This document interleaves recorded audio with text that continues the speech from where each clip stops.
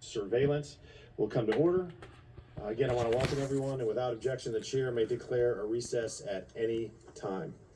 Without objection, the following members are waived on to the subcommittee for the purpose of questioning witnesses. Representative Andrew Clyde of Georgia, Representative Clay Higgins of Louisiana, Representative Wesley Hunt of Texas, Representative Chip Roy of Texas, Representative Maxwell Frost of Florida, Representative Eric Swalwell from California, Representative Joe Negese from Colorado, Representative Glenn Ivey of Maryland, and the majority and the minority will make opening statements. I recognize myself for the purpose of making an opening statement. Again, good morning and welcome to today's joint hearing with the Oversight, Accountability, and Subcommittee on Economic Growth, Energy Policy, and Regulatory Affairs, and the Judiciary Committee, Subcommittee on Crime and Federal Government Surveillance. I want to thank Chairman Biggs in this critical oversight hearing to explore and expose government overreach by the Bureau of Alcohol, Tobacco, and Firearms. The Second Amendment to the United States Constitution plainly states, quote, "The right of the people to keep and bear arms shall not be infringed." Shall not be infringed. Four key and critical words. Ever since Mr. Biden took office, his administration has actively sought to infringe on this right. And I'm deeply concerned that the ATF and their recent actions against firearms manufacturers, federal firearms licenses or FFLs, and law-abiding Americans who wish to procure and use firearms.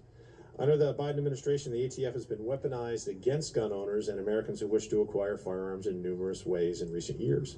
The ATF issued the, quote, "frame or receiver," unquote, final rule in April of 2022, infringing on Americans' ability to assemble their own firearms from component parts.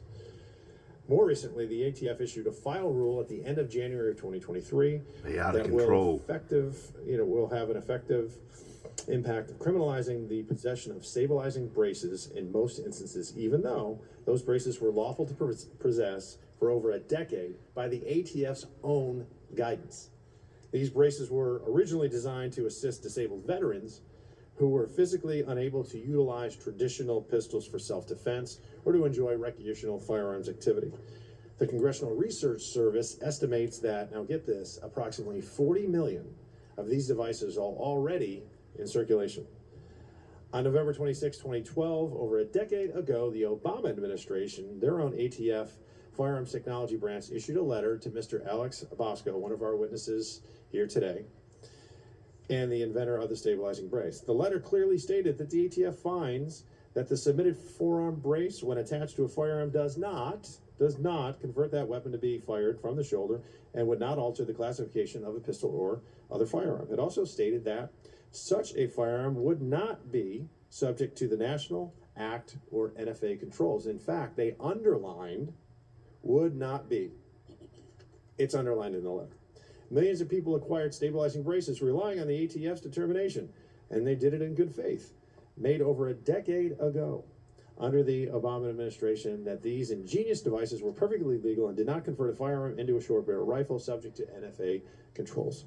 Now, anyone who has a stabilizing brace will be committing a crime after May 31st of this year unless they permanently remove and dispose of the stabilizing brace, turn in their firearm to a local ATF office, destroy the firearm, or try to obtain an NFA registration through a Byzantine process that includes marking the firearm so it can be traced.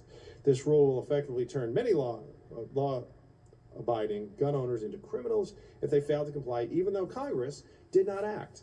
We didn't pass any new criminal laws or penalties related to stabilizing braces. We had unelected bureaucrats create a rule.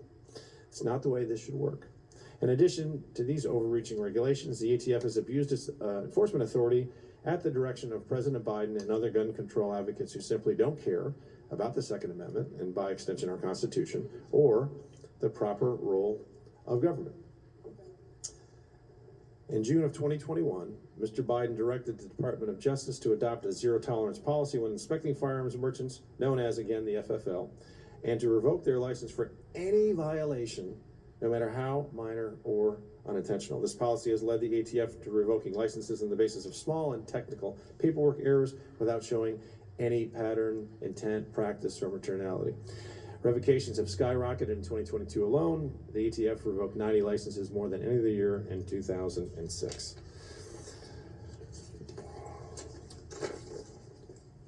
So at the end of the day, unfortunately, the actions taken by the ATF have clearly demonstrated that the agency has changed its focus from those who commit crime to law-abiding Americans who wish to exercise their constitutional rights. Instead of going after actual criminals, the ATF, by changing the rules without any input from Congress, is trying to turn law-abiding citizens into criminals. It's unacceptable, it's unfair, and quite frankly, it's unconstitutional. This hearing will examine how the Biden administration's ATF has engaged in a host of practices to chip away at your constitutional rights.